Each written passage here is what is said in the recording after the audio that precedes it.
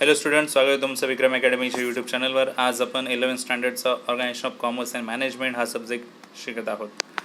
मागच्या व्हिडिओमध्ये आपण होलसेल ट्रेडबद्दल माहिती घेतली होती आणि या व्हिडिओमध्ये आपण रिटेल ट्रेडबद्दल माहिती घेणार आहोत. सो पहा, रिटेल ट्रेड म्हणजे काय असेल. When goods are sold relatively in small quantities to the ultimate consumer by wholesaler or distributor or dealer is known as retail trade. ज्यावेळेस फायनल कन्झ्युमरला स्मॉलर क्वांटिटीमध्ये गुड्स सेल केला जाईल, मग तो कोणीही असो, होलसेलर सेल करू द्या कस्टमरला छोट्या क्वांटिटीमध्ये, डिस्ट्रीब्युटरकडून सेल असेल किंवा डीलरकडून सेल झाला डायरेक्टली कस्टमरला छोट्या छोट्या क्वांटिटीजमध्ये, तेव्हा त्याला म्हणायचं retail trade. The person who is engage in retail trade is known as retailer. जो रिटेल ट्रेड करतो म्हणजे फायनल कन्झ्युमरला जो सेल करेल छोट्या छोट्या क्वांटिटीज, असा सेलर पर्सन जो असणार आहे त्याला आपण रिटेलर म्हणायचं. In market, there is an existence of some sellers who are doing business at local level or within limited area. मार्केटमध्ये असे खूप सारे सेलर्स आहेत जे लोकल लेवलवर किंवा लिमिटेड एरियामध्ये काम करतात. Such sellers are providing good directly to ultimate consumers at reasonable price. असे सेलर्स डायरेक्टली गुड प्रोव्हाइड करतात त्या फायनल कन्झ्युमरला रिजनेबल प्राइसेसमध्ये. डेफिनेशन्स बघूया रिटेल ट्रेडची काय दिलेली आहे. According to Oxford dictionary, retail is a sale of goods to the public in relatively small quantities for use or consumption rather than for resale. Retail goods किंवा retail सेलला म्हणायचं आपल्याला, ज्यावेळेस गुड्स पब्लिकला विकलं जाईल फायनल यूजसाठी, कन्झम्पशनसाठी, रिसेलसाठी नाही, कन्झम्पशनसाठी विकलं जाईल, तेव्हा तो रिटेल ट्रेड असणार आहे. विलियम स्टॅन्टन यांच्या मते retail trade includes all activities directly related to the sale of goods and services to the ultimate consumer for personal and non-business use. तर रिटेल ट्रेडमध्ये त्या सगळ्या ॲक्टिव्हिटीज येतील ज्या गुड्स आणि सर्व्हिसेस सेल करण्यासाठी आहेत, ज्याच्यामध्ये गुड्स आणि सर्व्हिसेस फायनल कन्झ्युमरला सेल केला जाईल पर्सनल यूजसाठी, बिझनेस यूजसाठी नाही. त्याला म्हणायचं आहे रिटेल ट्रेड. आता रिटेल ट्रेड करणारी पर्सन असतात रिटेलर्स, हे आपण पाहिलं. आता त्यांच्याबद्दलची इन्फॉर्मेशन आपल्याला घ्यायची आहे. फीचर्स ऑफ रिटेलरमध्ये, retailer is a link between the wholesaler and consumer. होलसेलरकडून गुड्स घेणार आणि ते कन्झ्युमरला विकणार असा पर्सन असतो retailer. Who operates in local markets in deals with wide variety of goods by investing limited capital. तो फारच कमी प्रमाणामध्ये कॅपिटल इन्व्हेस्ट करतो आणि गुड्स प्रोव्हाइड करत असतो फायनल कन्झ्युमरला.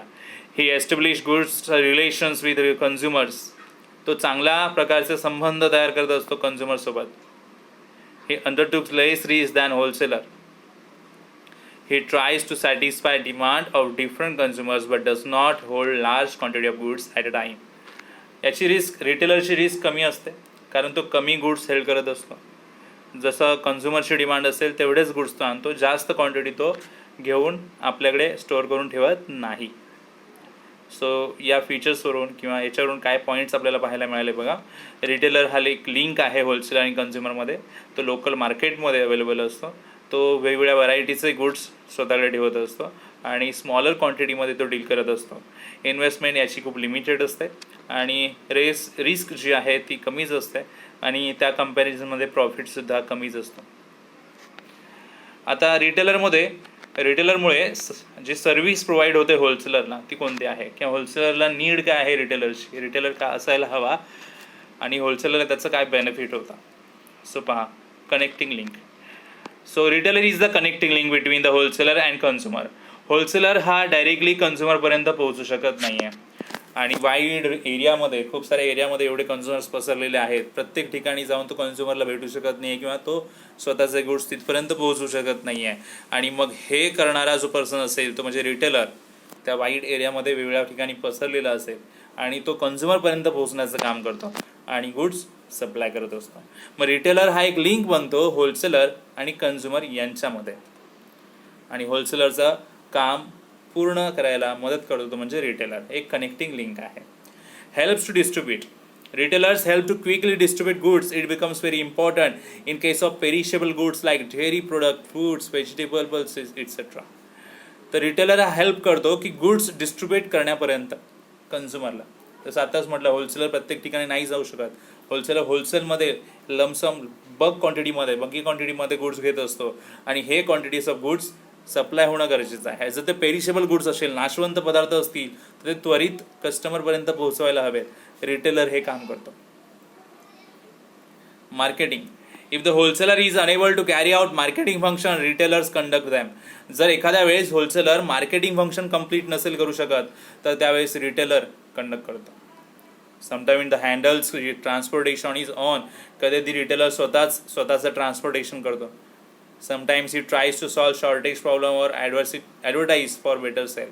कधी तो स्वतःच काही प्रॉब्लेम्स असतील तर सॉल्व करणार आहे. कधी तो स्वतःच गुड्सची ॲडव्हर्टाईज सुद्धा करतो सेल होण्यासाठी. Provide information. The retailer provides information about changing demands, preference, like, dislike of consumer to the wholesaler. आता कन्झ्युमरशी मॅक्झिमम संबंध येणारा जो पर्सन आहे तो म्हणजे आहे रिटेलर. मग रिटेलरच्या चॉईस, लाईक्स, डिसलाईक्स प्रत्येक गोष्ट रिटेलरला लगेच समजत असतं आणि रिटेलर ही इन्फॉर्मेशन प्रोव्हाइड करतो होलसेलरला आणि होलसेलर ती प्रोव्हाइड करतो मग कोणाला? मॅन्युफॅक्चररला. मग त्यामुळे प्रोडक्टमध्ये पाहिजे तसा बदल घडवून आणता येतो. पुढचा पॉईंट आहे अट्रॅक्ट कन्झ्युमर्स. रिटेलर हे सुद्धा काम करतो, कन्झ्युमरला अट्रॅक्ट करण्याचं काम करतो आणि ते अट्रॅक्ट करण्यासाठी काय करावं लागणार आहे? Advertisement. This activity directly help the wholesaler to sell the product. याच्यामुळे होलसेलरला डायरेक्टली प्रोडक्ट सेल करता येतो. सो ही एक ॲक्टिव्हिटी करतो रिटेलर आणि जी होलसेलरसाठी गरजेची आहे. And last activity create demand through personal salesmanship. Retailer attract consumers attention towards new goods and arrivals in the market.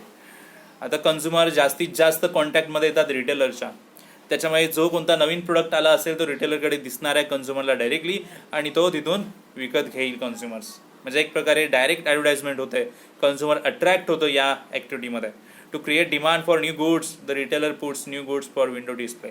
आणि नवीन गुड्सला चांगली डिमांड यावी म्हणून एक विंडो डिस्प्ले केला जातो दुकानाच्या शेल्फमध्ये, जेणेकरून कस्टमरला तो डायरेक्ट दिसेल आणि कन्झ्युमरला तो डिस्प्ले असेल तो अट्रॅक्ट करेल आणि चांगल्या प्रकारे ते सेल होऊ शकतो. मग डिमांड क्रिएट करण्यासाठी रिटेलर हेल्पफुल आहे. आता रिटेलरच्या काही सर्व्हिस आहेत ज्या कन्झ्युमरशी रिलेटेड आहेत. कन्झ्युमरला कोणत्या सर्व्हिस मिळतात बिकॉज ऑफ रिटेलर? तर पहा, रेग्युलर सप्लाय ऑफ गुड्स. जो गुड्स कन्झ्युमर्सकडे नसेल आणि त्याला तो त्या वेळेत हवा आहे, तर आपण डायरेक्टली कन्झ्युमर म्हणून रिटेलरकडे जातो, छोट्या छोट्या शॉप्समध्ये जातो आणि तो गुड्स घेतो.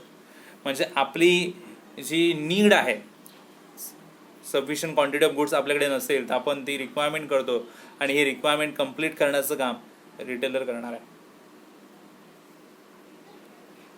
Local convenience. Retailers are normally situated near residential areas. Retailers normally कुठे सिच्युएटेड असतात? रेसिडेन्शियल एरियाजमध्ये. This offers local convenience to the consumers as they can purchase goods as per their convenience and timings. आता retailer हा त्यांच्या एरियातच असतो जिथे consumers राहायला आहेत, त्याच्या आजूबाजूच्या एरियामध्येच रिटेलर असणार आहेत आणि त्याच्यामुळे कन्झ्युमरला हेल्प होते. जेव्हा हवं तेव्हा, ज्या टायमिंगला हवं त्या टायमिंगला जाऊन तो कन्झ्युमर्स काय करू शकतात? गुड्स तिथून घेऊ शकतात दुकानातून. म्हणजे त्यांच्या कन्व्हिनियन्सप्रमाणे, कन्झ्युमरच्या कन्व्हिनियन्सप्रमाणे रिटेलर तिथे त्या एरियामध्ये असणार आहे. Home delivery. Many retailers provide home delivery of goods to the consumers at a nominal cost of free cost. बहुतेक वेळा रिटेलर जे आहेत फ्री ऑफ कॉस्ट किंवा नॉमिनल कॉस्टमध्ये होम डिलिव्हरीसुद्धा देतात. म्हणजे कन्झ्युमर्सला फक्त ऑर्डर द्यायची आहे आणि ती ऑर्डर, जे काही गुड्सची ऑर्डर असेल ते गुड्स डायरेक्टली त्या कन्झ्युमर्सच्या घरी पोहोचवलं जातं. याच्यामुळे चांगले रिलेशन्स क्रिएट होणार आहेत कन्झ्युमर्समध्ये आणि रिटेलर्समध्ये. Variety of goods. Many retailers keep different variety of goods. छोटे छोटे शॉप्स पाहिले आपण तर वेगवेगळ्या प्रोडक्ट्स तिथे असणार आहेत, वेगवेगळ्या कंपन्यांचे वेगवेगळे छोटे मोठे सगळे गुड्स तिथे अवेलेबल असतात. म्हणजे व्हरायटी ऑफ गुड्स त्या रिटेलरकडे अवेलेबल असते आणि याच्यामुळे कन्झ्युमरला जो कोणताही प्रोडक्ट हवा आहे तो तिथून घेऊ शकतो, त्याच्या आवडीप्रमाणे तो घेऊ शकतो. रिटेलर ही फॅसिलिटी प्रोव्हाइड करतो.